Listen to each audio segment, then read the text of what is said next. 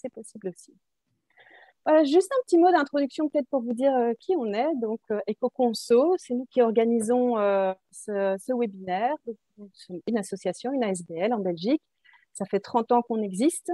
Et notre mission depuis 30 ans, eh bien, c'est d'informer et de sensibiliser pour faciliter en fait les choix de consommation et les comportements respectueux de l'environnement et de la santé. Et ça, c'est vraiment dans toutes les thématiques de la consommation, que ce soit l'alimentation, le zéro déchet, la mobilité, les produits d'entretien, les cosmétiques, la construction, etc. Donc vraiment dans tous les champs. Et donc, on répond à vos questions, on vous informe pardon, de plusieurs manières. Il y a le service conseil, info@ecoconso.be ou le téléphone qui est tout à fait gratuit.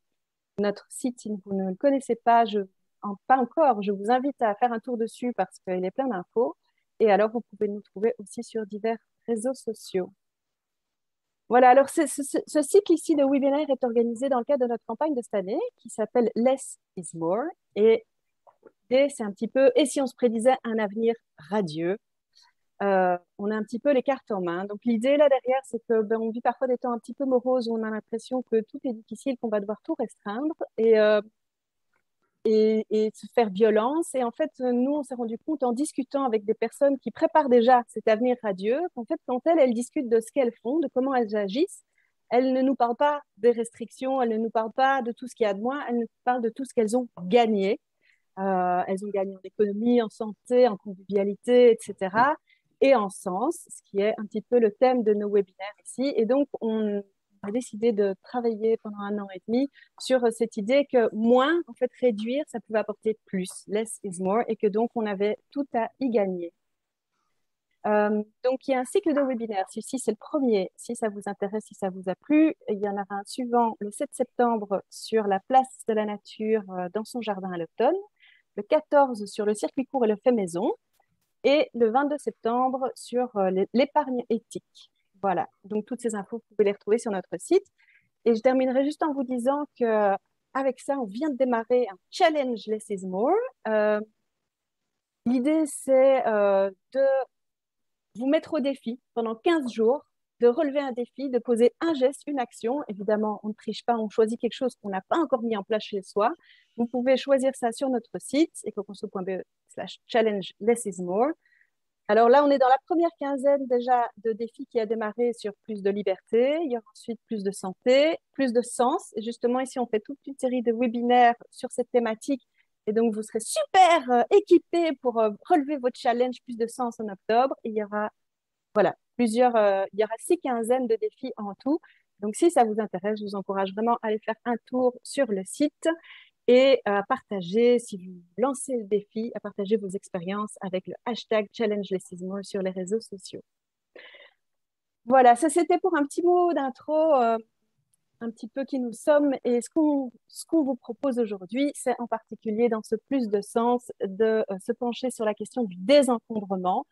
Et c'est mon collègue Renaud De Bruyne qui va vous donner un petit peu plus d'infos là-dessus et vous présenter aussi nos témoins du jour. Voilà, je te passe la parole, Renaud. Merci Yann. Alors, effectivement, bonjour à toutes, bonjour à tous. Donc, effectivement, merci aussi de participer ici ce soir. Alors, je vais d'abord commencer par vous présenter une vingtaine de minutes sur le désencombrement, les pistes et les réflexions sur comment faire pour se désencombrer, quelles sont les méthodes qui fonctionnent, les trucs et astuces, et puis aussi où jeter, donner et vendre les choses dont on sait désencombrer. On passera la parole après à nos 3 témoins du jour, que je remercie de participer ici ce soir. Donc, nous avons Carole, qui est la cofondatrice de l'atelier d'upcycling Répépète, c'est pas facile à dire, qui est situé à Wavre.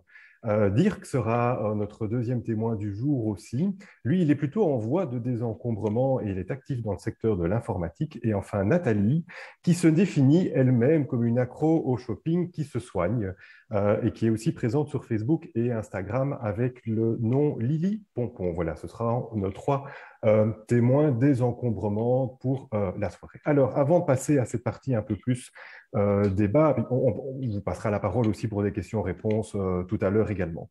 Avant d'abord un petit peu de théorie quelque part sur le désencombrement, et j'avais envie de partager certaines choses avec vous à ce niveau-là. Et avant de commencer vraiment à parler de désencombrement, peut-être 3 petites choses D'une part, on a un article sur notre site qui parle de désencombrement, sur lequel vous allez retrouver l'essentiel des informations dont je vais parler ici pendant ces 20 minutes. Rappelez peut-être, parce que je ne vais pas commencer à parler de pourquoi on se désencombre ou quels sont les bénéfices, ça on l'abordera peut-être un peu plus dans le débat, mais peut-être rappeler au moins 2 bénéfices environnementaux qu'on s'appelle éco-conso quand même, en matière de désencombrement, c'est la remise sur le marché d'objets potentiellement intéressants pour d'autres personnes qui ne devront pas acheter ces objets neufs, par exemple, mais c'est aussi en général, après, on a une certaine envie de ne pas se réencombrer et donc, quelque part, on consomme plutôt moins des objets que l'on va garder longtemps, que l'on va réparer, par exemple, etc. Dernière chose aussi, je cherche encore la méthode miracle, je ne l'ai pas trouvée, ni dans mon parcours personnel, ni en regardant à gauche, à droite, mais j'avais quand même envie de partager 6 points avec vous ce soir en matière de désencombrement. Toute première chose peut-être à dire qui est fondamentale, forcément, c'est déterminer ce qui est superflu. Alors, ce qui est superflu pour l'un ne sera pas superflu pour l'autre. Et donc, ici, on va peut-être voir un peu quelles sont les pistes pour choisir et quelque part, comment est-ce que l'on peut déterminer les bons candidats, si vous voulez, au désencombrement. Alors, on va commencer évidemment par tout ce qui est cassé, tout ce qui est périmé. Je parle de périmé parce que, par exemple, si vous regardez dans votre cuisine, vous aurez sans doute toute une série de petits pots d'épices. Parfois, on a acheté des épices pour une recette en particulier, et puis on a gardé une pot d'épices. Ça se garde pendant longtemps, mais après 5 ans, 6 ans, en général, on se dit, c'est peut-être encore bon, mais on n'ose plus trop les consommer malgré tout. C'est des bons candidats au désencombrement.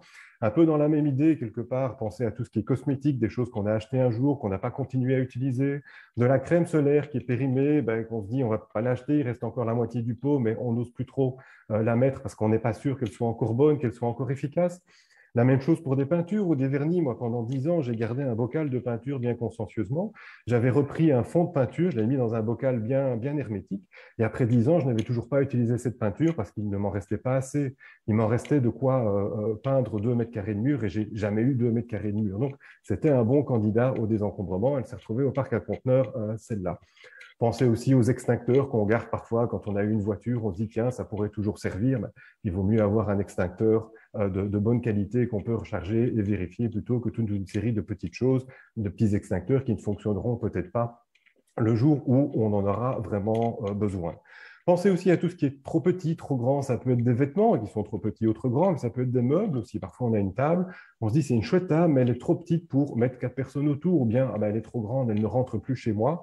C'est aussi des bons candidats au désencombrement. Les accessoires d'une activité, que ce soit une activité sportive ou une activité de bricolage, ou quelle que soit l'activité, qu'on ne pratique plus. Parfois, on garde des raquettes de tennis, de ping-pong, des balles, etc. Mais quelque part, si on n'a plus pratiqué cette activité pendant un certain temps, ce sont aussi des bons candidats au désencombrement, tout ce qui est incomplet. J'ai gardé, je dois vous avouer, j'ai encore quelques-unes de ces boîtes comme ça dans le garage, des boîtes qui sont sans couvercle, en me disant, je les réutiliserai si je n'ai pas besoin du couvercle. Eh bien évidemment, je n'ai jamais besoin que de boîtes avec couvercle. Donc, c'est aussi des bons candidats au désencombrement des appareils dont on n'a plus les câbles d'alimentation, etc., etc. Pensez aussi à tout ce que l'on a en multiples exemplaires, des décapsuleurs, des tire-bouchons, des câbles USB, des câbles d'alimentation, des baguettes à sushi, vous savez que vous recevez à chaque fois que vous prenez un plat à emporter, des bics, etc. Il y a des choses en multiples exemplaires et on n'a généralement pas besoin d'en avoir 10 différents. Tout ce que l'on a lu, tout ce que l'on a vu et que probablement on ne relaiera plus jamais ou on ne reverra plus jamais. J'ai fait le test pour vous, Rambo 3, si vous avez le DVD à la maison, ça ne vaut pas la peine de le garder. Tout ce qu'on n'a finalement pas lu, parce qu'il y a aussi parfois toute une série de livres que l'on a achetés, parce qu'on était tenté, on a été tenté par la critique, par exemple, de quelqu'un qui nous l'a conseillé. Eh bien, si après un certain temps on ne l'a pas lu, il faut peut-être donner cette chance quelque part à ce livre d'être lu par quelqu'un d'autre. Si on ne l'a pas lu, c'est peut-être que finalement on n'est plus autant tenté, on n'a peut-être plus autant envie de lire le livre en question. Donc, ça, c'est quelques pistes pour déterminer ce qui est superflu et ce qui peut nous aider aussi à déterminer ce qui est superflu, c'est se poser quelques questions. Est-ce que voir ou utiliser l'objet en question vous procure de la joie?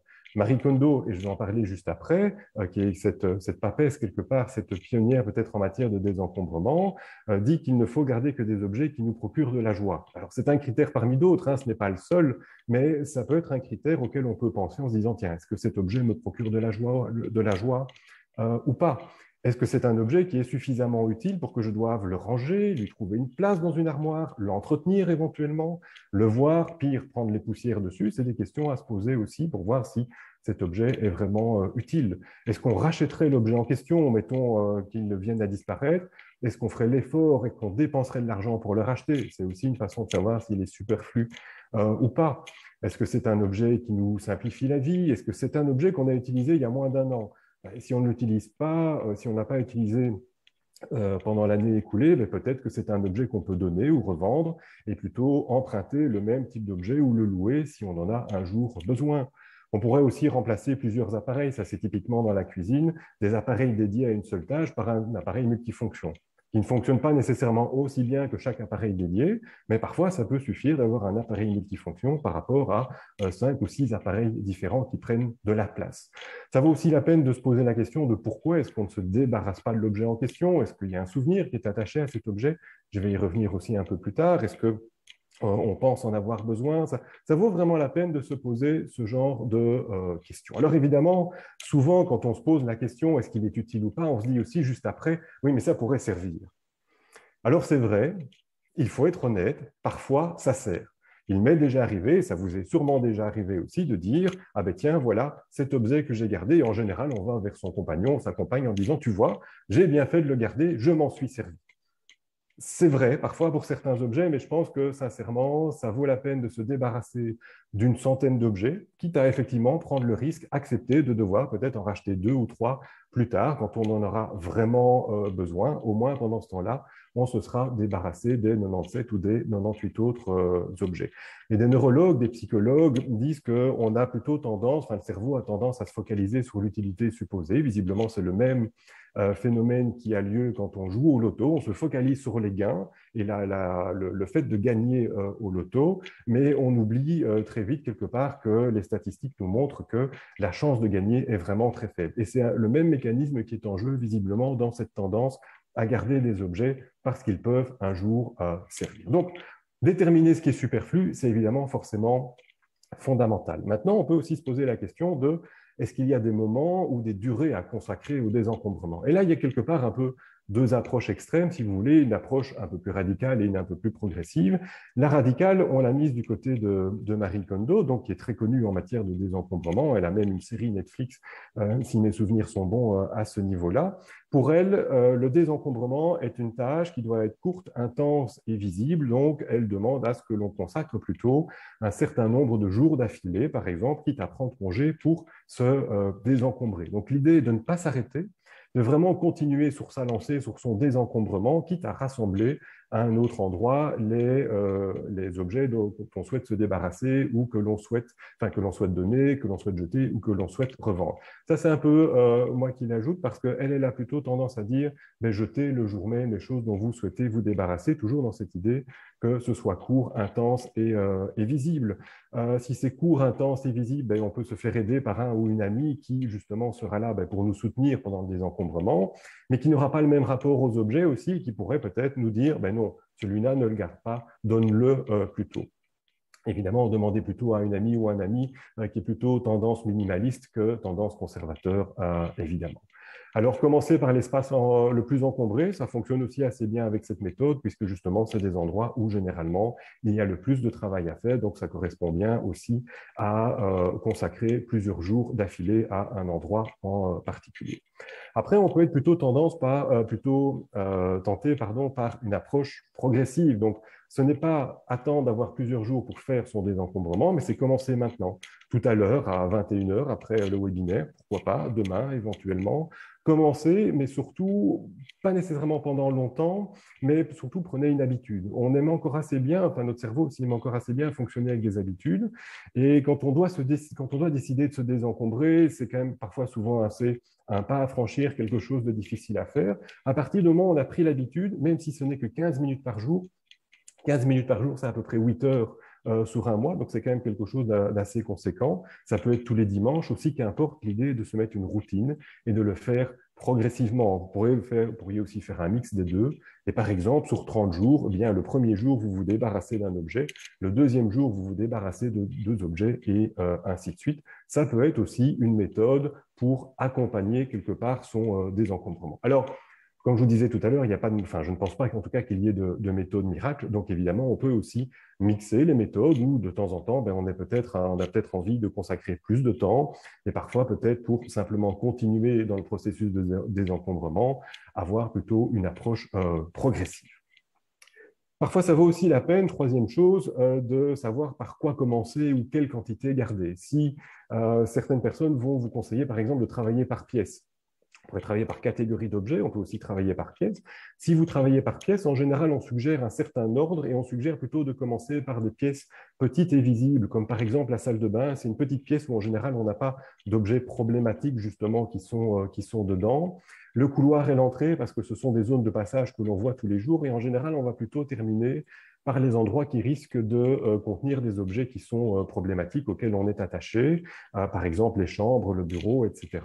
On va aussi essayer de terminer par la cave parce qu'en général, elle est remplie de choses et c'est un endroit qu'on voit un peu moins. Donc, ce n'est pas nécessairement l'endroit le plus motivant pour commencer son désencombrement. N'oubliez pas non plus de prévoir des caisses, des cartons, des endroits où stocker tout ce qui est trié. C'est important aussi. Mais ce qui est surtout très important quand on fait des tas, c'est d'étiqueter les tas. Donc, de dire, ça, c'est le tas des choses à garder, le tas des choses à donner, etc. J'avais commencé à trier ma bibliothèque. Au grand dam de ma compagne, pas assez. Moi, je trouve que c'était déjà bien, mais voilà.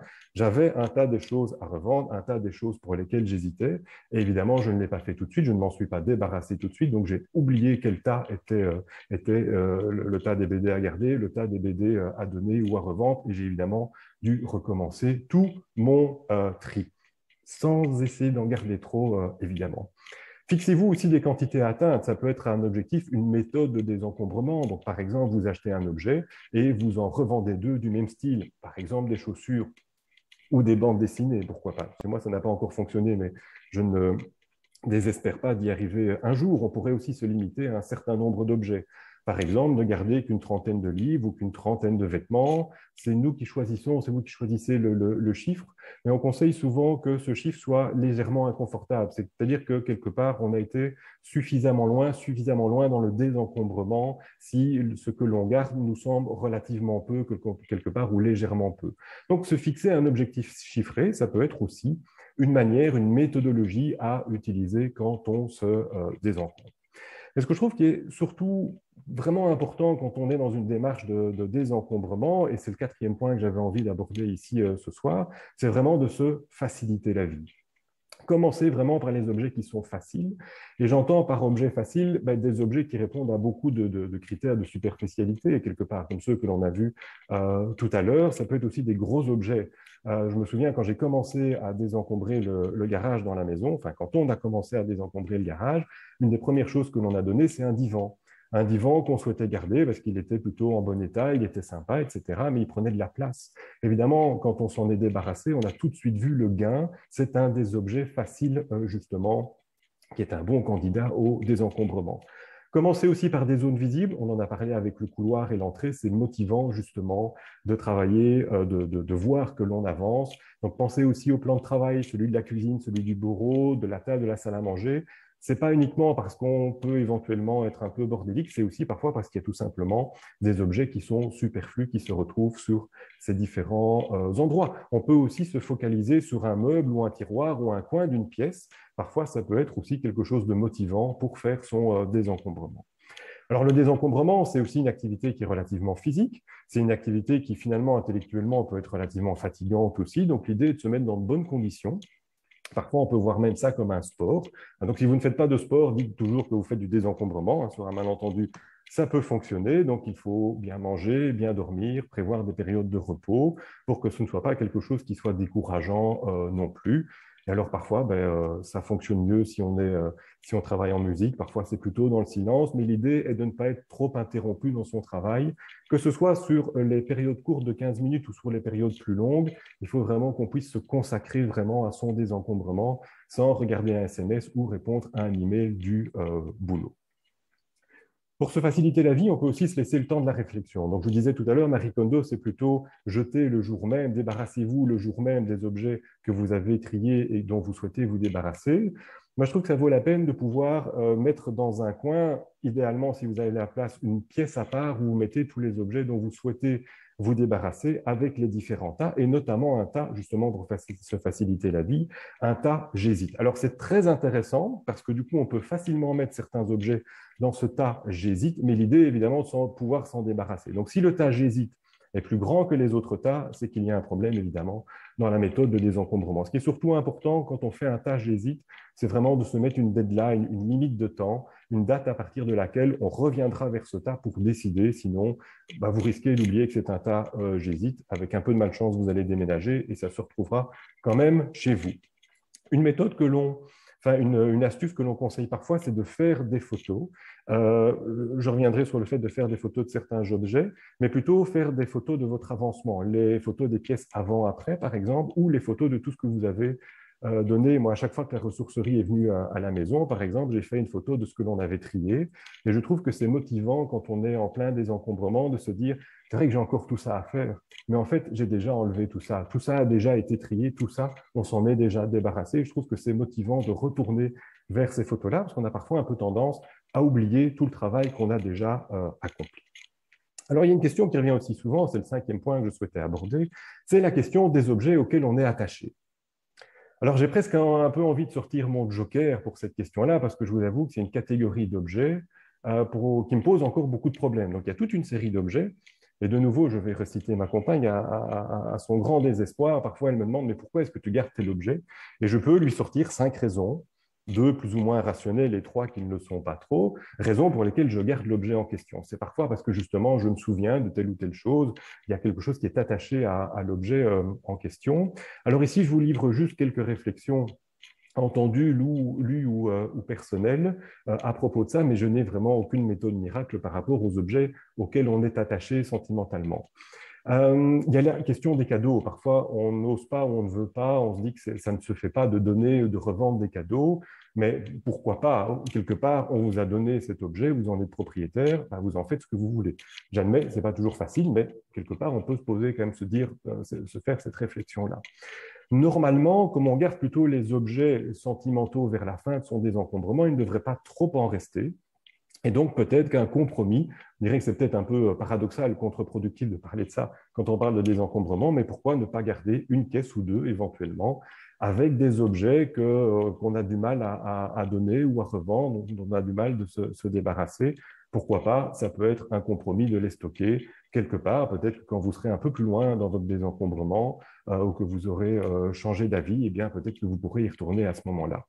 Les photos, je vous disais que j'allais revenir sur les photos. Parfois, on conseille de faire des objets, des photos dont on se débarrasse, des objets sentimentaux. Comme ça, on garde l'image de l'objet, on garde quelque part peut-être un peu plus facilement le souvenir qui est associé à l'objet. C'est intéressant. Moi, j'avais commencé à le faire avec certains objets, mais je crains que ce soit un peu parfois une arme à double tranchant. C'est-à-dire que si on retombe sur les photos en question, de se dire, bah, tiens, pourquoi est-ce que finalement j'ai donné cet objet? Et donc, finalement, je crois qu'il faut se dire aussi que c'est le souvenir qui est lié à l'objet qui est le plus important et pas l'objet en lui-même, quelque part. Si si on a besoin de l'objet pour se souvenir, ben, est-ce que c'est vraiment important? Est-ce que ça ne vaut pas la peine justement d'oublier aussi parfois, que ce soit des souvenirs positifs ou négatifs? Enfin, voilà. Ce sont des réflexions, je n'ai vraiment aucune méthode miracle, aucune religion entre guillemets par rapport à ça. Mais voilà, peut-être quelques réflexions qui pourront peut-être vous aider ou éveiller quelque chose à ce niveau-là. Dernière chose que je souhaitais partager avec vous de manière un peu plus théorique, quelque part avant de passer la parole aux témoins, c'est ben, que faire évidemment de tout ce que l'on jette, de tout ce dont on se débarrasse. Alors on pourrait déjà réparer les objets qui méritent d'être réparés. Alors là aussi on pourrait se dire ben, c'est un peu contre-productif, vous nous dites qu'il faut se débarrasser d'objets et là vous êtes en train de me dire ben, on doit les garder pour les réparer. Oui et non. En fait, il y a parfois certains objets que l'on n'ose pas donner, par exemple à une ressourcerie, parce qu'on se dit qu'ils vont devoir le jeter, parce qu'il est en mauvais état. Parfois, donc, on n'ose pas les donner pour ça. Parfois, on se dit, ben non, je vais prendre le temps de les réparer. Et puis finalement, voilà, la vie étant ce qu'elle est, on ne prend pas le temps de réparer les objets. Donc, c'est un conseil intéressant en le sens de, si on le répare, on va peut-être pouvoir lui donner plus facilement une autre vie. Mais parfois, on a effectivement pas le temps ou on ne sait pas comment faire. Donc, ça vaut la peine de s'adresser à un Repair Café qui avait un peu arrêté leurs activités pendant le confinement, mais qui ont repris depuis un certain temps maintenant. Donc, c'est sur le site Repair Together. Il y en avait même un ce soir à Herstal de Repair Café. Ils ont aussi des Repair Café en visioconférence. Ils ont gardé le système qu'ils avaient mis en place pendant le confinement. Mais il y a aussi un système dont une de mes collègues m'a parlé hier, je ne connaissais absolument pas, mais qui est tout récent, qui s'appelle Kaput.be, qui porte extrêmement bien son nom.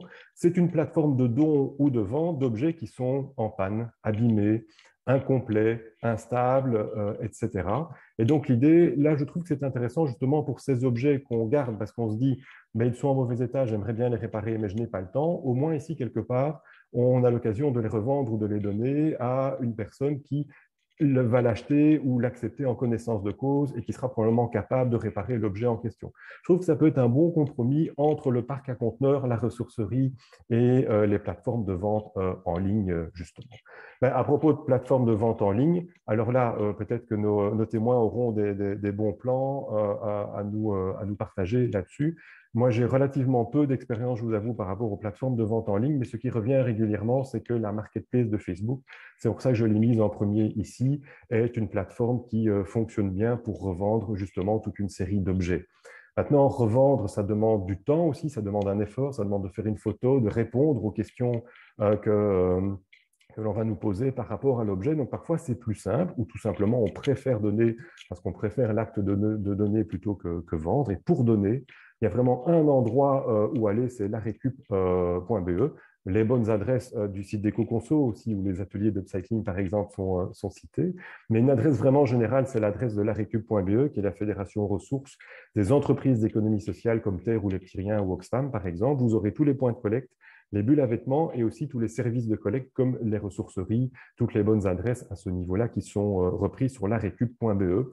On peut aussi participer à des donneries. Ce n'est pas un système de troc, on ne doit pas échanger, mais on peut venir simplement donner ou aller récupérer des autres choses, d'autres objets sans aucune obligation d'en donner à un autre. Sur le site de la SBL rcr.be, vous avez la liste des différentes donneries qui existent à Bruxelles et en Wallonie.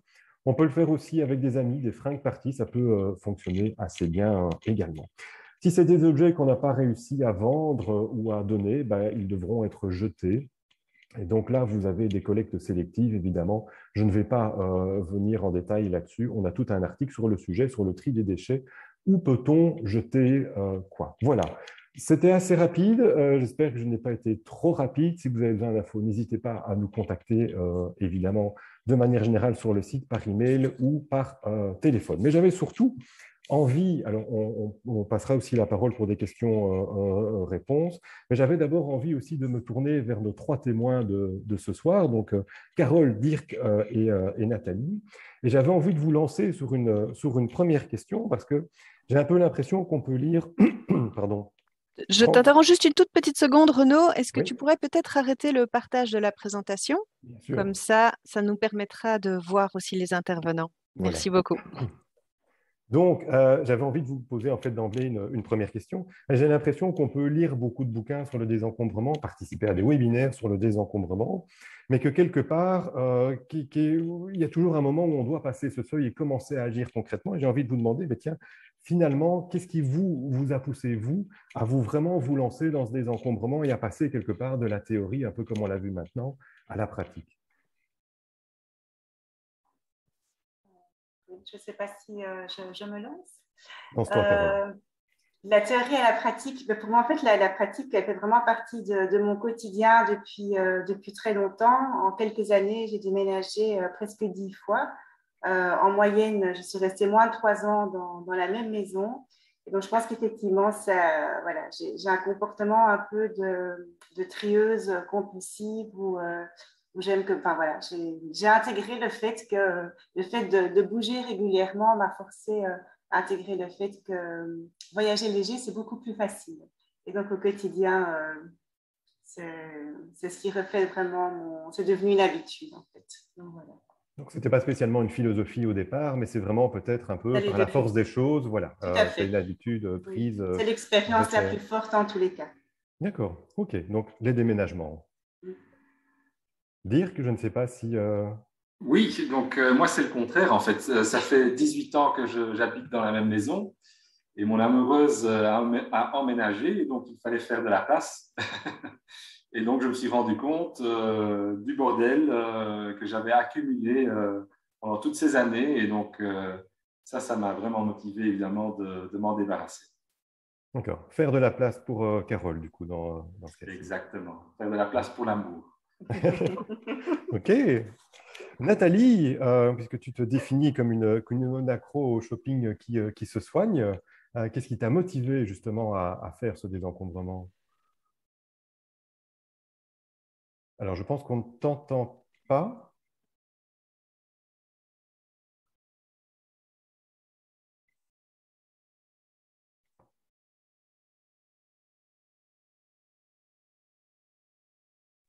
Voilà. Est-ce que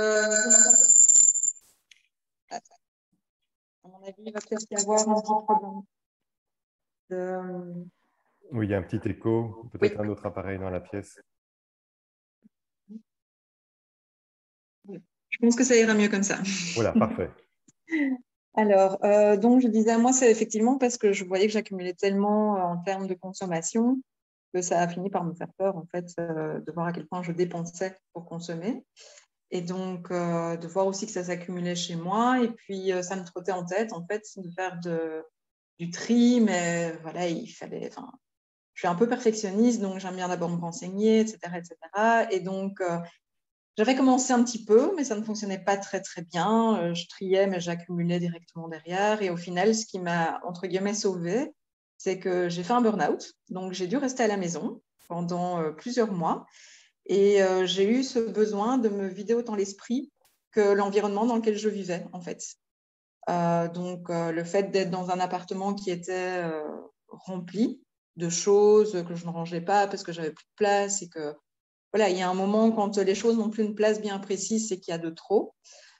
J'ai eu ce besoin en fait d'accorder, c'est un peu philosophique, mais d'accorder mon esprit à ce que j'avais chez moi à la maison et donc de vider. Voilà.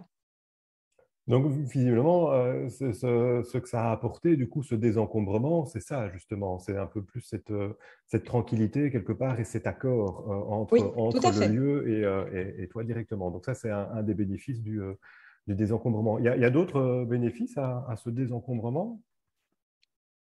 Oui, il y a eu un grand bénéfice pour moi. Attends, je mets juste une oreillette en plus pour mieux t'entendre.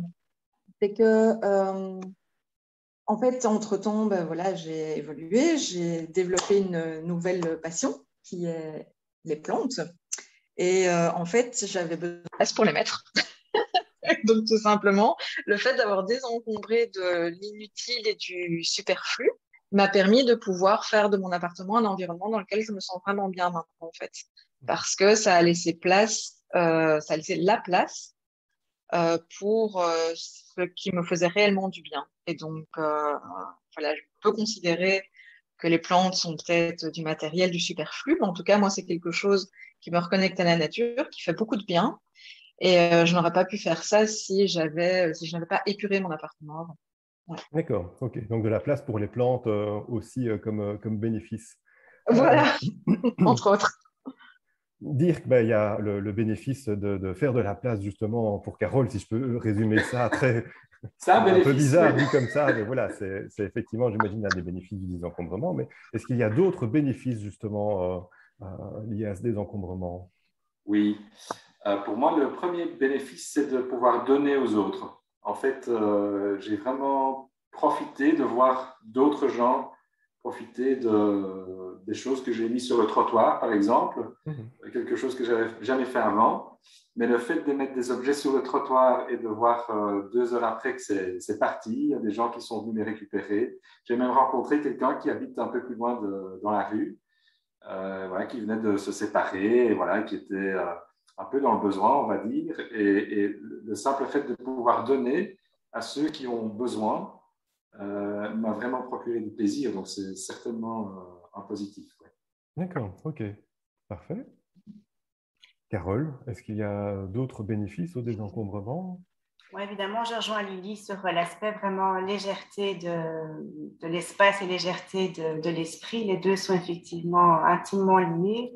Après, je trouve qu'il y a aussi beaucoup de facilité. On gagne du temps, on ne doit plus chercher, s'organiser, il y a moins d'objets. Donc, c'est très facile de savoir où se trouve tel objet ou je vais parler de la garde-robe parce que c'est ce que je pratique plus au quotidien, savoir exactement ce qu'il y a au niveau de la garde-robe, de quel pied je dispose, etc. C'est un gain de temps, c'est des questions qu'on ne se pose plus, on sait ce qu'on a sous la main.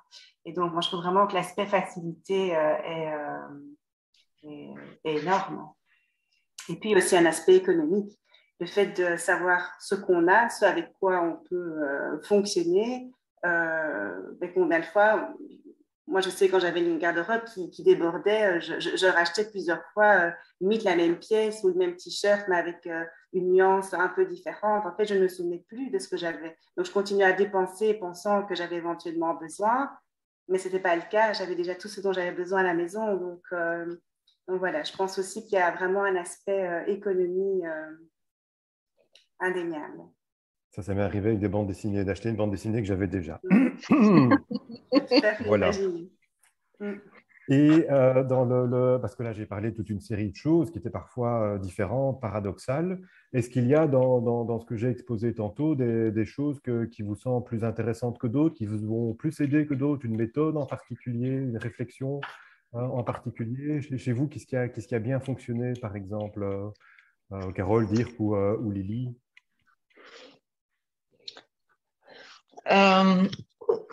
Je gère ma bête à quatre pattes.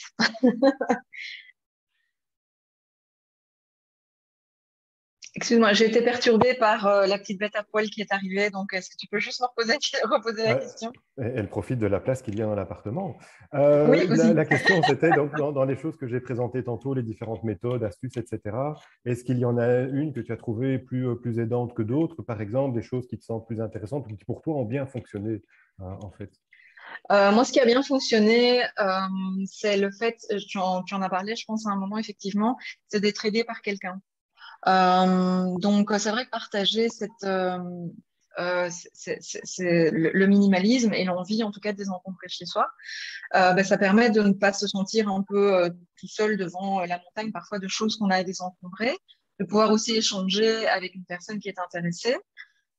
Et moi, en fait, un peu l'élément déclencheur qui m'a vraiment aidé, c'est d'avoir regardé un documentaire sur Netflix, en fait, sur des minimalistes, les 6 Now, qui, en fait, disait en fin de reportage, lancez-vous un défi, partagez avec un ami le fait, par exemple, de désencombrer un objet le jour 1, 2 objets le jour 2, 3 objets le jour 3.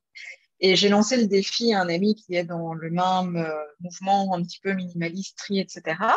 Et donc, on a commencé comme ça. Et effectivement, le fait de pouvoir se dire tous les jours, ah ben tiens, regarde, voilà tel objet, ah ben moi j'en ai effectivement mis 2 au recyclage, voilà. En fait, finalement, ça se transforme en jeu d'une certaine manière. Et ça m'a aidé à vraiment désencombrer énormément chez moi, finalement en peu de temps. D'accord, donc le côté jeu et le côté challenge avec quelqu'un d'autre, Oui, finalement. c'est ça, exactement, le une sorte partage. d'émulation entre les deux partages, entre les deux. Ok, chouette, effectivement, c'est une bonne idée aussi.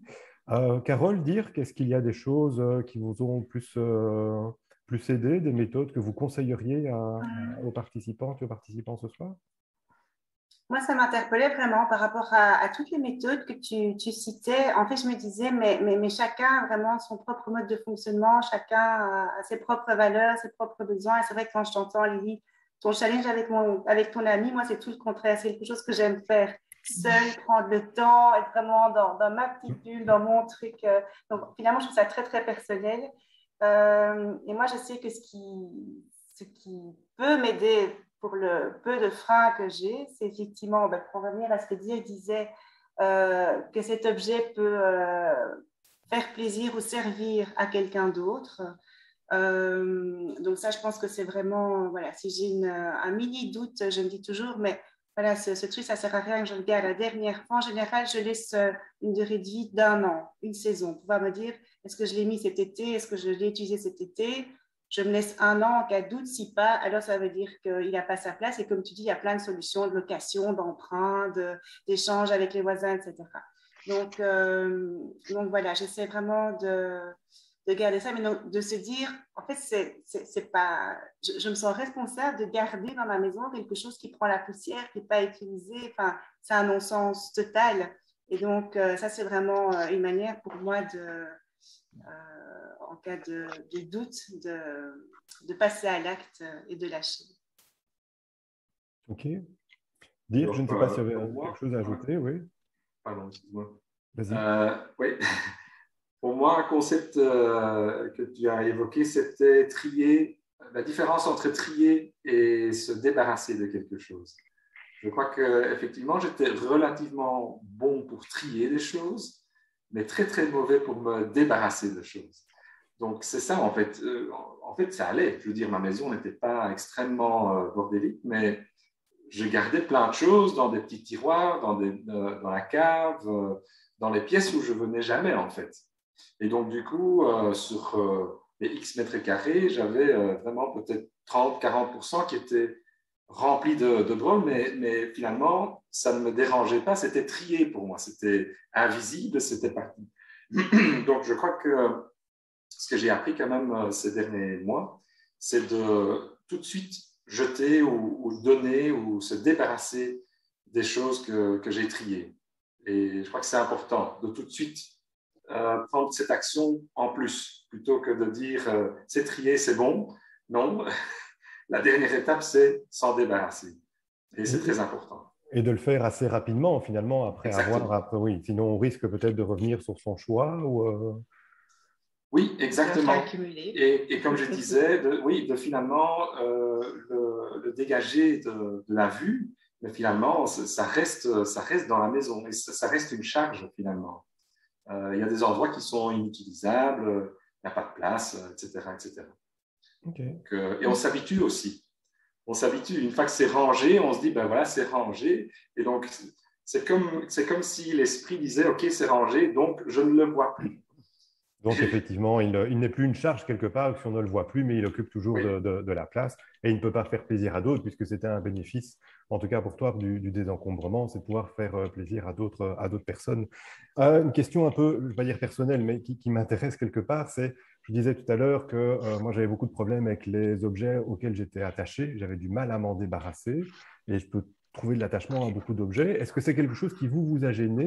Est-ce que c'est une réflexion qui s'est faite? Et si oui, comment est-ce que vous avez résolu le problème? Est-ce que vous faites comme moi, vous mettez ça dans des caisses et vous ne les voyez plus, justement, ou bien est-ce que vous avez réussi à passer outre quelque part? Je ne sais pas si Lily, Carole, Dirk, si vous avez eu ce genre de cas de figure. Oui, moi, ça m'est arrivé, bien sûr. À nouveau, on touche à l'aspect émotionnel. Hein, donc, il y a des choses qui sont un peu plus difficiles. Mais ma boussole, dans ces cas-là, c'est vraiment m'ancrer dans l'ici et maintenant. Les souvenirs, les cadeaux, enfin, voilà, je les garde dans ma tête, je les garde dans mon cœur. Et je n'ai pas matériellement besoin d'avoir un objet pour me rappeler ces souvenirs du passé. Et effectivement, être dans l'ici et maintenant, c'est aussi ne pas garder le bracelet d'un ex avec qui j'étais il y a 10 ans, pas forcément garder tous les dessins de mon fils qui a 12 ans. J'en garde quand même une petite collection, hein, j'ai un petit top 10, mais ça sert à rien de garder toute la pile. Voilà, ça c'est le passé. Et donc vraiment se dire, mais aujourd'hui, quels sont mes besoins? Qu'est-ce qui me prend revenir à Marie Kondo? Qu'est-ce qui me met en joie? Ça m'aide en fait. Ok. Ok. Lily, oui, pardon. Dire que tu voulais rajouter. Non, pardon, Lily, vas-y.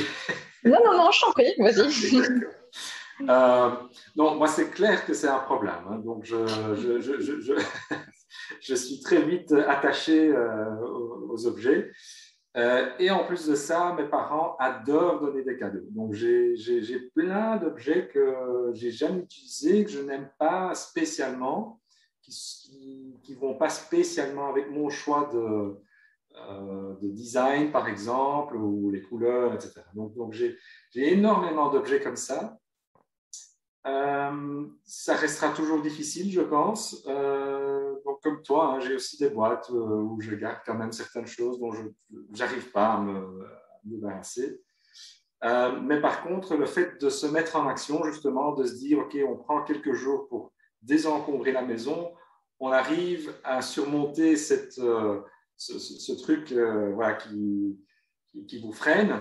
Et du coup, en fait, petit à petit, on voit que le seuil augmente ou descend, si on veut. Donc, on se dit, allez, j'ai jeté ça, donc maintenant, je pourrais aussi jeter ça aussi, finalement. Voilà. Maintenant que c'est fait, C'est un peu comme le sparadrap, voilà, on ne le tire pas à moitié, on le fait tout de suite complètement. Et donc, du coup, c'est vrai que la démarche même de prendre du temps et de le faire fait qu'on prend du courage, on va dire. Et Donc, voilà. ouais. C'est ça, avec plus d'expérience dans le désencombrement, tu étais plus capable justement de donner des objets auxquels tu étais attaché de plus en plus quelque part. Donc, c'est peut-être une bonne idée du coup de les garder un peu plus pour la fin, vers la fin du désencombrement, ou en tout cas commencer peut-être par d'autres types d'objets. Merci. Lily, est-ce que tu avais quelque chose à ajouter par rapport à ça? Moi, j'ai la chance de ne pas être trop sentimentale au niveau matériel. Donc, j'ai moins ce côté, effectivement, attachement aux objets, etc. J'en ai quelques-uns, mais en général, ce sont plutôt alors des choses que, voilà, par exemple, des bijoux que je porte, etc. Donc, qui, quelque part, ont une utilité quand même, malgré tout.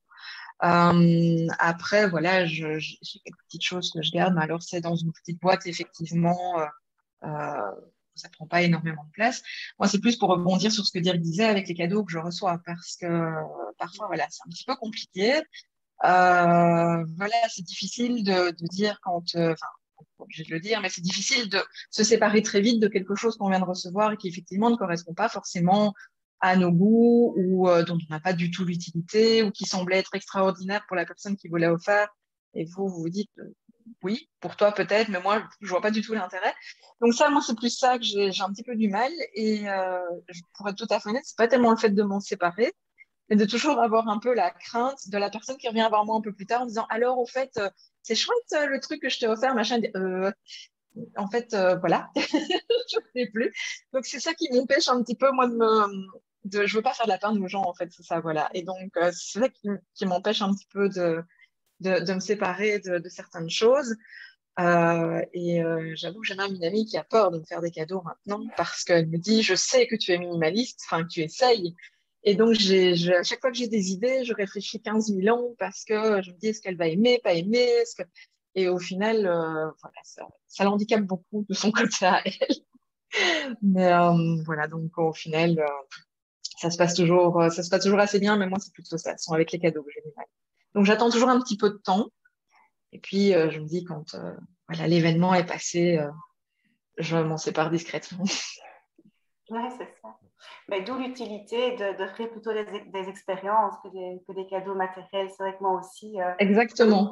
comme tu disais, une fois on reçoit ce cadeau, on est propriétaire. Et moi, je me dis aussi, en fait, j'en suis pas responsable non plus. C'est pas moi qui l'ai choisi. C'est pas de ma faute si on m'offre un parfum dont j'aime pas la fragrance.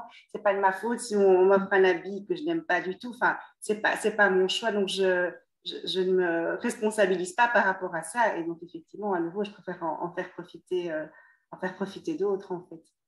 C'était pas mon choix à la base. L'intention était bonne, mais un bon resto, c'est peut-être plus sympa qu'un parfum que j'aime pas, quoi. Donc, c'est aussi une des façons, quelque part, de ne pas se réencombrer pour les cadeaux, c'est demander justement plutôt des expériences ou de la nourriture. De fait, c'est ce que ma mère demande maintenant pour son anniversaire, c'est des trucs à manger. Et c'est vrai que du coup, forcément, si c'est bon, évidemment, ça disparaît. Est-ce qu'il y a d'autres choses? Puis je vous poserai encore une dernière question, puis on passera peut-être un peu aux questions-réponses avec les participantes et les participantes ce soir. Est-ce que vous avez des trucs et astuces justement pour vous garder désencombré, ou bien est-ce que c'est un challenge justement pour vous de rester désencombré? Enfin, donc, du coup, est-ce que c'est facile pour vous maintenant et quelque part, est-ce que vous avez des astuces à partager pour rester garder le cap quelque part? Je vois qu'il y a... Mettez-vous en couple avec quelqu'un qui est minimaliste. Ça marche très bien. D'accord. C'est un critère en plus, mais pourquoi pas? OK. Donc là, c'est plus un soutien moral, donc du coup, on va dire, qui permet de garder le cap. Ouais. Okay. Moi, j'en reviens un peu au bon vieux nettoyage de printemps de nos grands-parents. Et donc, je pense qu'effectivement, ils avaient de bonnes idées. Et donc, c'est quelque chose que je fais naturellement. Alors, pas toujours au printemps, on choisit quand on veut, en fait, mais de manière cyclique. Enfin, comme je disais tout à l'heure, puisque par rapport à ma garde-robe, c'est est-ce que je l'ai porté la saison précédente? Oui, non, j'ai hésité. Ben, est-ce que je le reporte ici? Si c'est non, alors je sors de ma garde-robe. Et donc, je pense que le fait, une fois que la phase de tri la plus importante est derrière, si c'est de l'entretien, je pense qu'effectivement, se fixer un moment annuel, un week-end, une journée, enfin, selon l'ampleur, ou comme tu disais, ça peut être 15 minutes pendant une semaine, on dit on va un peu plus créer la maison. Mais je pense que c'est important de garder effectivement ce rythme parce que, ben voilà, parce qu'on continue à recevoir des cadeaux, parce que les enfants continuent à faire des dessins et parce que tout ça continue à évoluer. Donc, c'est pas, voilà, c'est en perpétuelle évolution et donc, je pense qu'il faut perpétuellement rester dans le mode de tri aussi. Voilà, donc quelque part, ce n'est jamais fini, mais la bonne nouvelle, c'est que ça prend beaucoup moins de temps et que c'est une habitude qu'on Il y a prend une et c'est beaucoup routine, plus oui, ancré. bien Voilà, sûr. il y a une routine. Lily, je ne sais pas s'il y a, tu as quelque chose à ajouter par rapport à ce enfin, ce non-réencombrement. Ah bah pour une shopping addict, forcément, c'est un défi quotidien. Donc voilà, mon naturel à moi, c'est de consommer. Malheureusement pour moi, c'est ma nature profonde. Donc c'est vrai que pour moi, ça reste un exercice quand même, malgré tout. Mais voilà, plus j'avance, plus je me rends compte que j'ai des réflexes qui arrivent naturellement malgré tout. Et donc, ce que moi, je conseillerais, c'est de continuer à se documenter, continuer à s'informer. Il y a énormément de choses qui existent maintenant en termes de livres, d'un site internet, de séries, etc. Donc, à chaque fois, se replonger en fait dans ce genre de choses-là me rappelle à quel point c'est important de le faire et que ça me fait du bien de le faire. Et donc, à chaque fois, ça me motive en fait d'une certaine façon. Et j'essaye aussi d'appliquer la méthode je trie, je jette, entre guillemets, hein, donc je jette, je donne, etc., directement. C'est-à-dire qu'avant, je faisais une grosse erreur, c'est que je triais, je mettais dans un coin et j'attendais une brocante, j'attendais de mettre sur Vinted, par exemple, je ne sais pas si on peut citer quoi que ce soit ici, mais voilà, sur des sites de vente, etc. Mais le problème, c'est il faut attendre la brocante, il faut attendre d'avoir le temps de mettre des objets sur Vinted qui soient vendus, etc. Et en fait, au final, ça recule l'envie de continuer à désencombrer.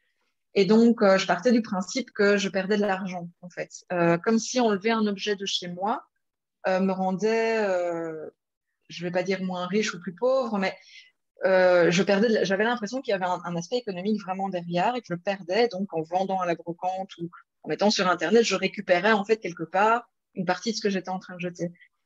Et j'ai fini par me rendre compte qu'en fait, une fois que c'est dépensé et que si ça n'est pas utile, si ça encombre, euh, voilà, y a rien à y gagner de plus en dehors du fait de se désencombrer. Et donc, je pars du principe maintenant que j'essaye de sortir les affaires que je trie, essayer de les sortir si j'y arrive dans la journée.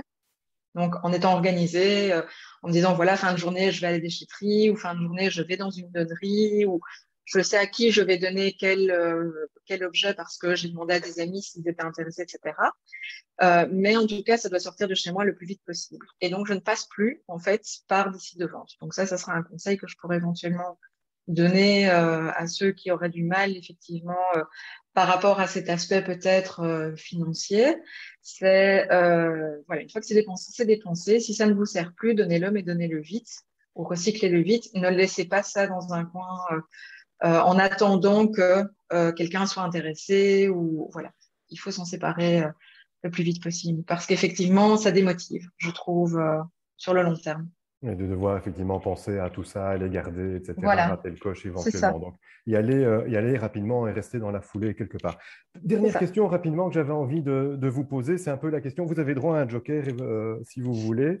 Est-ce que vous avez déjà eu besoin d'un objet dont vous vous êtes débarrassé? Soyez honnête. Non. Pas à ma connaissance non plus. Bah, écoutez, c'est parfait. On n'avait rien répété, hein, je le dis tout de suite. Donc, bah, écoutez, parfait. Moi, j'avais dit 2 sur 100, et si c'est 0 sur 100, c'est encore mieux quelque part par rapport à ça.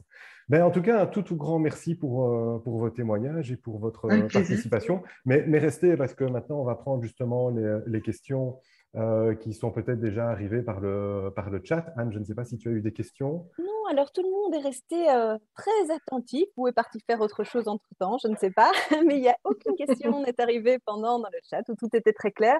Donc n'hésitez pas, lâchez-vous maintenant, posez toutes vos questions.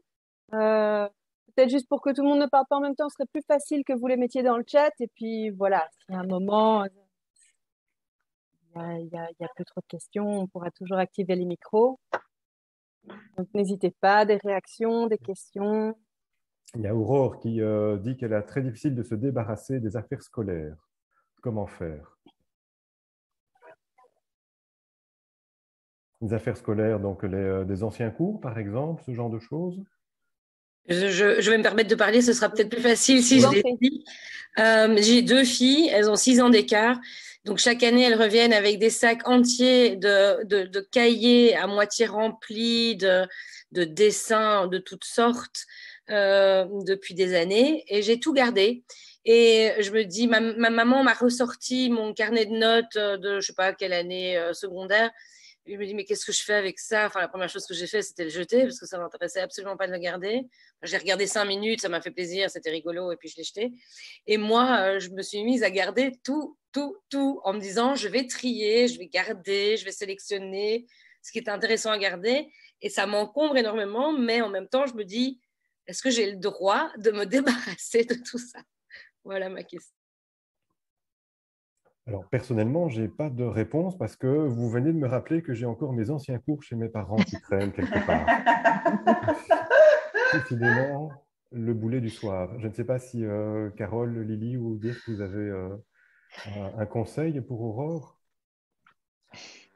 Moi, je dirais oui, vous avez le droit, vous avez absolument le droit. Et en fait, comme vous, en faisant le tri, j'ai trouvé des dessins que mes parents m'ont donnés quand j'avais 2 ou 3 ans ou 4 ans, je ne sais pas.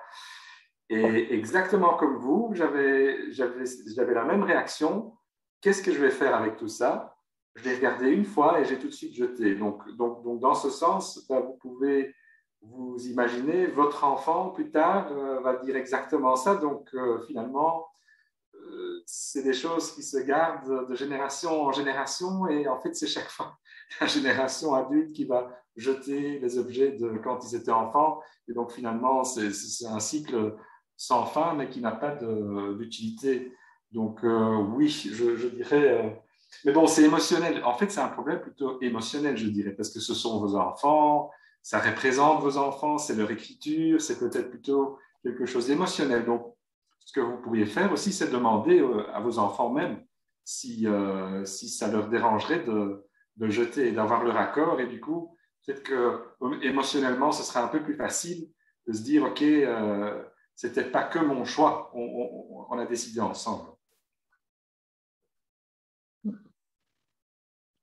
Ah oui, ou prendre des photos. Il y a quelqu'un qui dit ou prendre des photos de souvenirs.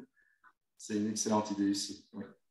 Ou scanner effectivement pour des dessins, ce genre de choses. C'est vrai que parfois, c'est quelque chose qu'on peut faire pour les garder malgré tout, si on souhaite les garder. Il y a aussi un partage de bons plans d'Émilie, qui est des Ardennes françaises. Hop là, et qui voulait juste partager dans les bons plans qu'il y a une association, Celle Ardennes, qui de temps en temps fait des journées pour réparer des électroménagers, d'autres objets cassés ou qui ne fonctionnent plus. Et ils sont aussi dans l'échange, l'entraide, font des brocantes. Donc voilà, si ça peut être utile aux Ardennais dans la place. Le mot est passé. Il y a aussi évidemment les bonnes adresses, Renaud, que tu as communiquées dans ta présentation et qui peuvent être retrouvées sur le site aussi. Alors, Anne-Sophie nous dit OK de se débarrasser des affaires qu'on n'utilise pas, mais quand on est acheteuse compulsive appelée au cas où par ses amis, c'est dur de se débarrasser d'affaires totalement neuves ou limite utilisées une fois, surtout quand en plus on est au chômage, donc peu de sous. Mais si on prépare des caisses brocantes, on a des caisses au-dessus de la garde-robe, parce que la cave est un peu limite. Voilà, donc elle garde ses affaires en prévision des brocantes. Voilà. Je ne sais pas s'il y en a d'autres qui sont appelés par les amis acheteuses, les amis acheteurs compulsifs au cas où. Lily. Oui, forcément. Enfin, plus maintenant, mais à une époque, c'était le cas. Oui, effectivement. Je ne pouvais pas faire autrement que d'acheter. Maintenant, il faut voir aussi, là, je sors peut-être un petit peu du cadre, mais à quoi correspond aussi, à quoi ça répond l'achat compulsif parce que ça répond à un besoin émotionnel, mais lequel? Et donc forcément, quand on répond à cette question-là, ça aide aussi à peut-être pas désencombrer, mais à éviter de continuer à encombrer. Donc voilà, je pense que essayer d'analyser peut-être effectivement le pourquoi on achète de manière compulsive va pouvoir éventuellement freiner ça, va freiner ces impulsions, et donc ça sera déjà un premier pas quelque part. Éviter de continuer à encombrer est aussi un pas vers le désencombrement d'une certaine façon, en tout cas à mon sens. Juste pour revenir 2 minutes sur les cours, donc Aurore nous dit merci, qu'elle va moins culpabiliser.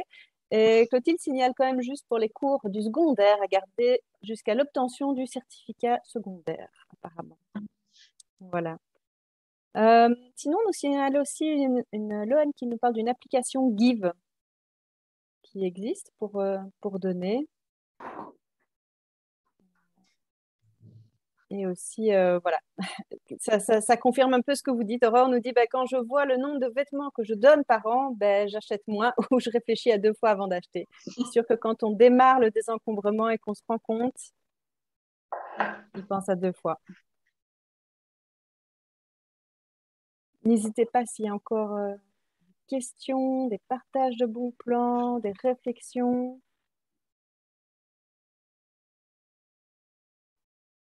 Moi, j'avais une question peut-être justement à nos 3 témoins du soir. Je vous ai déjà posé plein de questions, mais en fait, est-ce qu'il y a une pièce par laquelle vous avez commencé? Vous vous êtes dit, tiens, je vais commencer par cette pièce-là, ou bien est-ce que c'était plutôt par catégorie d'objets, ou bien par superficialité, entre guillemets? Moi, de mon côté, ça a été la cuisine. Pas la pièce en elle-même, mais tout simplement le tiroir à ustensiles de ma cuisine. Parce que c'est ce que j'utilise le plus, en fait. Enfin, je passe beaucoup de temps dans ma cuisine. Et c'est le tiroir où c'était un peu bordélique, où on met un peu tout et n'importe quoi. Et j'ai vraiment juste commencé par ce tiroir-là. Donc, vraiment pas grand-chose.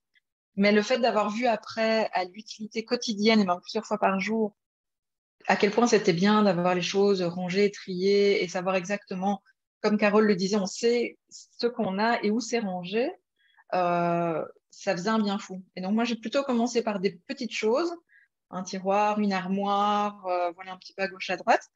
Et quand j'ai vraiment ressenti le bénéfice que ça avait, j'ai commencé par une pièce. Et là, effectivement, c'est la salle de bain, comme tu disais dans la présentation, où c'est le plus facile finalement parce que ce sont beaucoup de produits. Enfin, il n'y a pas vraiment d'émotion dans une salle de bain. C'est beaucoup des produits, des bidons, etc. Enfin, qu'on a parfois en plus, en double, en triple, des fonds de savon qu'on garde, etc. Enfin, voilà. Donc, c'est plus facile à trier. Donc moi, c'était d'abord des petites choses, et puis effectivement, la salle de bain était la première pièce intégrale que j'ai faite. Ok. Je ne sais pas si dire que Carole, vous avez commencé par une pièce en particulier, ou bien si vous aviez d'autres critères quelque part. Oui, moi j'ai commencé avec, avec l'ancienne chambre de mon fils qui a 20 ans entre-temps, mais donc qui avait déménagé d'une chambre à l'avant de la maison à une chambre à l'arrière de la maison. Et donc, la chambre à l'avant de la maison, qui était sa petite chambre quand il était petit, était toujours finalement telle qu'elle. Tout était encore dedans, plus un tas de broles, évidemment. Et donc, j'ai commencé là. Et effectivement, au niveau émotionnel, c'était pas évident. Mais finalement, une fois que c'était parti, comme je disais, on prend plus d'assurance. Et voilà, c'était un bon début parce que du coup, j'avais franchi plusieurs caps en fait. C'est de commencer le désencombrement, mais aussi d'accepter qu'il y a des émotions qui viennent avec, mais que ce n'est pas si grave que ça. Finalement, une fois que c'est fait, et en fait, on se sent vraiment bien après. Ok. Il y a aussi, et je me permets de prendre la question tout de suite parce que je pense justement à tout ce qui est upcycling, parce que Florence demande si on a connaissance d'organismes qui recyclent des vêtements abîmés.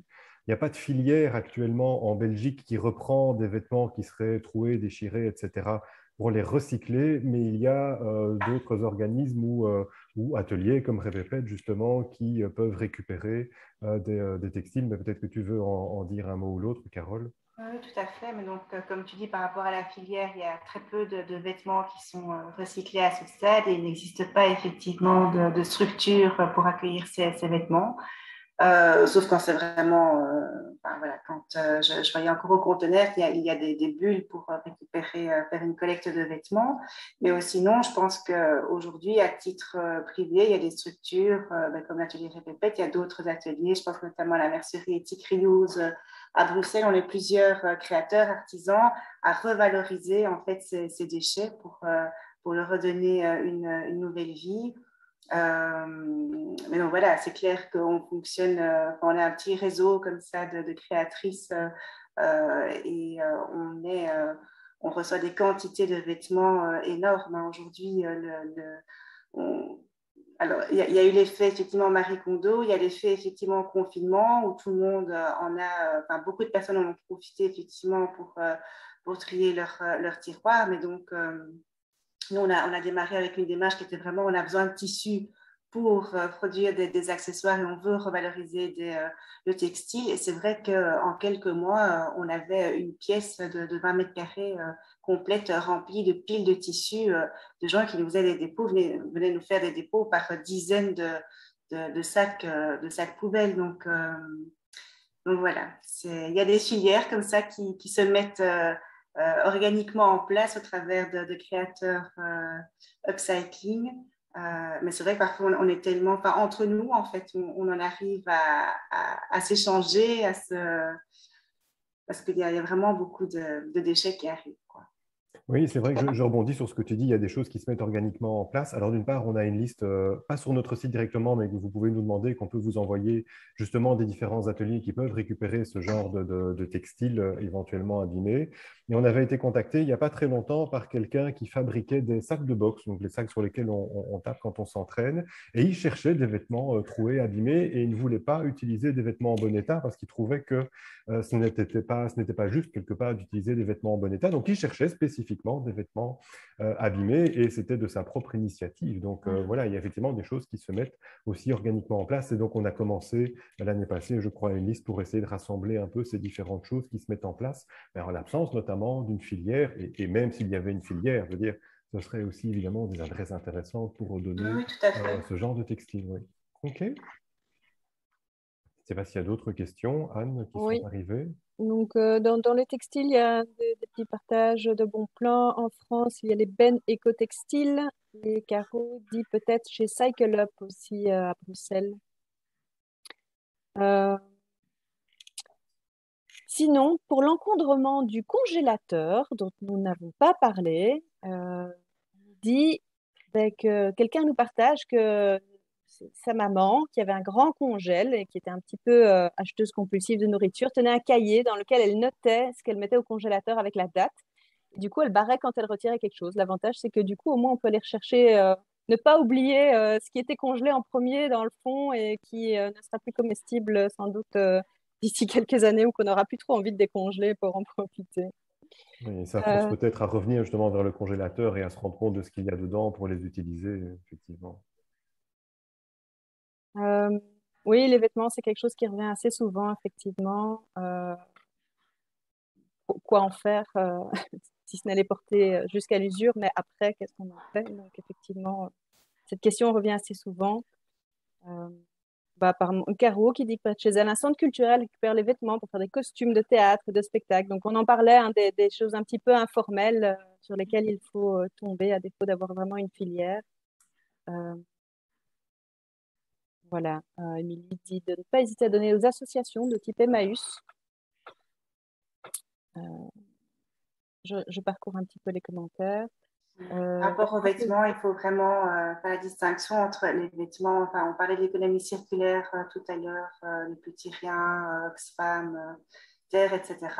Je pense que eux, effectivement, ont pour vocation de récupérer des vêtements en bon état, de bonne qualité. Et donc, il faut savoir qu'il y a énormément de bénévoles dans ces structures et que le but, c'est pas qu'ils passent du temps à trier des vêtements qui sont en mauvais état, qui sont triés avec des tirettes cassées, etc. Le but, c'est de récupérer les vêtements pour en tirer un bénéfice et mettre à disposition ce bénéfice pour des projets, pour soutenir des projets sociaux. Donc, Tout à fait. Quelqu'un nous signale aussi que Terre semblait reprendre les textiles usagés. Et effectivement, Renaud, tu me corrigeras si j'ai une bêtise, ou Carole peut-être, il me semble que Terre a un projet où il transforme des vêtements usés en panneaux isolants acoustiques. Ceci dit, dans ces cas-là, tu as tout à fait raison, Carole, de le préciser. Je pense que le mieux, c'est de se renseigner d'abord auprès de l'organisme, surtout pour ces grands acteurs, parce que effectivement, la question de la gestion des vêtements qui ne sont plus revendables, ça peut vraiment parfois gréver un budget. Donc, ça vaut vraiment la peine de se renseigner d'abord, savoir s'ils les reprennent bien ou pas, avant de les mettre dans des bulles ou des conteneurs ou des lieux de don, quoi. À un moment, j'aurais pu poser la question, mais à une époque, je posais régulièrement la question à Ressources, donc qui fédère les différentes entreprises d'économie sociale, dont Terre, pour voir s'il n'y avait pas de la récupération aussi de textiles. C'était il y a quelques années. Et eux faisaient effectivement des chiffons ou l'utilisaient pour les panneaux acoustiques Panthère, mais c'était plus parce qu'il fallait quelque part bien en faire, parce que malgré tous les conseils qu'ils donnaient de ne donner que des vêtements en bon état, ils avaient encore régulièrement des vêtements en mauvais état. Et donc, du coup, ben voilà, ils trouvaient une filière, mais ce n'était pas une filière qui était intéressante, qui était rentable. Donc, ce n'est pas quelque chose, effectivement, qui leur permet vraiment d'alimenter leur activité. En tout cas, il y a quelques années, c'était comme ça. Si je peux me permettre, oui. Non, je t'en prie. Si je peux me permettre, peut-être aussi, alors c'est peut-être moins éthique, voilà, je sais pas exactement tout ce qu'il y a derrière, mais peut-être aussi pour faciliter pour les personnes qui ont peut-être moins l'accès à des grands centres de recyclage, etc. Pour tout ce qui est vêtements abîmés ou même des draps de lit qui sont abîmés, etc. Il y a de grandes enseignes en fait qui récupèrent, entre autres H&M, C&A, COS. Arquette. Ils récupèrent, en fait, vous pouvez déposer gratuitement des sacs de vêtements qui sont abîmés ou de tissus abîmés et c'est recyclé, en fait, soit pour refaire de nouveaux vêtements ou parfois pour faire aussi le rembourrage des sièges, par exemple, de voitures, ce genre de choses-là. Donc, voilà, pour les personnes qui ont peut-être moins l'accès à des structures de recyclage plus éthiques, etc., voilà, dans ces boutiques-là, il y a moyen aussi de déposer des affaires qui ne sont plus portables. Il y a une réflexion normalement aussi avec les acteurs du textile actuellement sur la mise en place d'une filière de recyclage. Si je ne dis pas de bêtises, j'ai vu passer ça l'autre jour. Pour sortir du textile, tout à fait autre chose, il y a plusieurs questions un peu autour de que conseillez-vous pour encourager les autres membres de la famille à désencombrer, par exemple les jouets des enfants. Émilie nous dit, j'ai d'abord essayé de les faire participer au tri, mais ils sont très attachés à leurs affaires, alors j'ai fini par le faire seul sans demander l'avis. Et Jennifer dit, ben, pareil, impossible de jeter ou trier avec ma fille de 5 ans, elle veut tout garder, on fait ça en secret. Est-ce qu'il y a des conseils parmi vous pour les proches, surtout les enfants, visiblement? On peut vite avoir une montagne de jeux, de livres, enfin, voilà, les enfants, ça évolue tellement rapidement que je sais que chez moi, c'était vraiment la pièce, entre guillemets, la plus encombrée, la moins triée en tous les cas. Mon fils est un peu plus grand maintenant, mais ce que j'essaie de mettre en place avec lui, alors pour l'impliquer ici par rapport au gros désencombrement qu'on fait, je n'attends pas de lui qu'il passe 2 heures à côté de moi à désencombrer une pièce. Je sais qu'il est complètement incapable, voire inintéressé. Je ne sais pas encore très bien dans quelle catégorie il se situe, mais en tous les cas, c'est pas son truc. Par contre, je l'implique quand même en lui préparant des tâches. Par exemple, les jeux de société, je les ai triés la semaine passée. Il y en a vraiment 5, j'ai identifié. Je pense des boîtes qui n'ont pratiquement jamais été ouvertes, ou en tous les cas plus depuis 2 ans. Je pense que c'est plus du tout adapté à son âge. Et donc, ça a pris 5 minutes. Et effectivement, je lui ai montré, je lui ai demandé ce qu'il en pensait. Et c'est lui qui a validé le tri. Ce que j'essaie de faire aussi par rapport à d'autres jeux qui sont encore vraiment de bonne qualité, mais qui n'utilisent plus du tout, c'est quand il exprime une envie. Je vais prendre un exemple. J'ai envie d'un super casque pour écouter ma musique. C'est une démarche dans laquelle je vais me lancer. Donc, je ne suis pas encore très expérimentée par rapport à ça.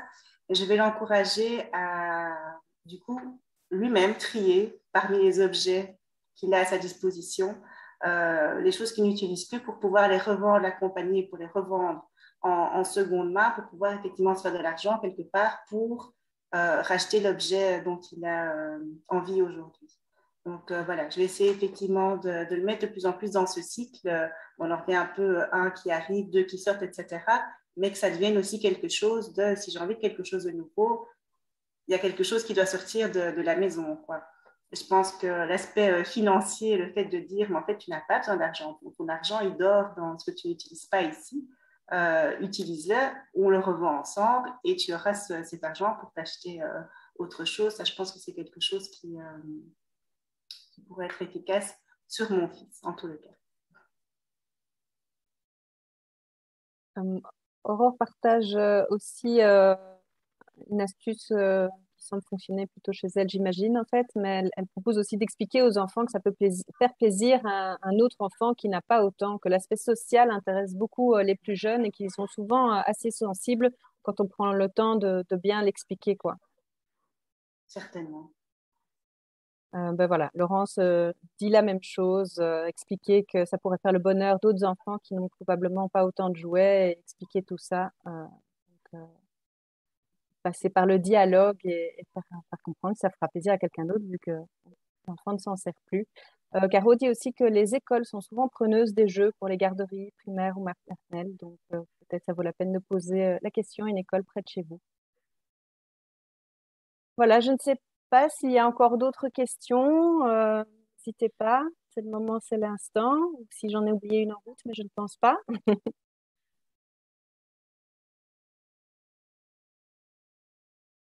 Alors, est-ce que l'un de vous voudrait dire le mot de la fin? On avait prévu un mot de la fin? J'aurais pensé qu'il t'incombait vers nous. Voilà, un dernier petit partage aussi, parce qu'on parlait de sensibiliser autour de soi. Caro nous dit qu'ils ont aussi discuté avec les grands-parents pour faire comprendre que Saint-Nicolas passait que chez eux et pas chez les grands-parents et puis chez tous les autres membres de la famille, j'imagine. Donc voilà, on parlait, discutait un petit peu autour de soi. Finalement, Lily, tu l'expliquais aussi. Force d'en parler, l'amie qui se dit ah mince, mais elle essaie d'être minimaliste, comment est-ce que je vais faire pour respecter un peu ses valeurs et son choix? On en revient à discuter avec les enfants, avec les grands-parents, avec tout le monde. Oui, et à nouveau, privilégier les expériences. Plusieurs remerciements dans le chat aussi, qui remercie tout le monde pour les bonnes astuces, le partage d'expériences. Alors, je vous propose de laisser là le mot de la fin sur ces remerciements. Je vais vite vous rajouter dans le chat le lien vers un petit peu notre dossier porte d'entrée sur le désencombrement, où vous trouverez notamment les liens sur où donner, comment trier, comment faire, où s'adresser pour faire réparer. Donc voilà, vous trouverez déjà là des bonnes adresses. Sinon, vous n'hésitez pas à nous contacter pour en demander d'autres. Tout à fait, Marie, il n'y a plus qu'à, il n'y a plus qu'à. On est très heureux que ça vous ait inspiré ou donné du courage à le faire. N'hésitez pas à nous faire un petit message pour nous faire un feedback de vos expériences. Ça nous fera vraiment très plaisir de savoir un petit peu comment vous avez mis ça en application. Et peut-être de prendre d'autres chouettes nouvelles idées à partager aussi avec d'autres dans un prochain webinaire ou dans nos articles. Voilà, non pas demain Laurent, sinon on procrastine, absolument. Ce soir, après le webinaire, hop, on trie au moins un tiroir. Bon, ça va être difficile de s'en débarrasser encore aujourd'hui, je crois que c'est un peu tard, mais... En tout cas, merci pour votre participation. Merci à nos 3 témoins du soir d'avoir accepté très gentiment de venir ici participer et partager leur expérience. C'était vraiment très enrichissant. Et merci à toutes et tous d'être venus ici ce soir. Et donc, on espère que ça vous a apporté quelque chose et qu'effectivement, dès ce soir, vous allez commencer à vous désencombrer. J'ai encore du travail aussi. Bonne soirée en tout cas à tous. Bonne soirée à tous et n'hésitez pas à faire un tour pour jeter un œil sur les prochains webinaires qui ont lieu dès la semaine prochaine. Merci aux intervenants, merci aux participants. Merci. Bonne soirée. Au revoir.